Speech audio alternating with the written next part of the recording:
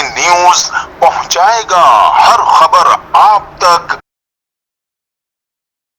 अंधेर नगरी चौपट राज शहर कायद में सरकारी स्कूल भी कब्जा माफिया से महफूज न रह सके। कोरंगी के इलाके बाग कोरंगी में साइमा बेंगलोज के सामने कायम आबादी के government boys and girls primary school पर कब्जा माफिया ने पंजे गाड़ लिए और स्कूल की जमीन पर प्लॉटिंग शुरू कर दी गई। अहले इलाका का कहना है कि मुतलका इदारे भी कब्जा माफिया के साथ मिले हुए हैं, जिसकी वजह से प्लॉट्स की धड़ाधड़ फरोख्त का सिलसिला जारी है। बात की जाए इलाका पुलिस की तो थाना अवामी कॉलोनी पुलिस ने भी सरकारी स्कूल की जमीन पर प्लॉटिंग के मामले पर लाइल्मी का इजहार किया है। अहले इलाका ने हुक्काम बाला से मुतालबा किया है कि खुदारा बच्चों से उनकी दरसगाह न छीनी जाए और सरकारी स्कूल को कब्जा माफिया से वागुजार कराया जाए। Aslam Khan, CNBC city news, Karachi.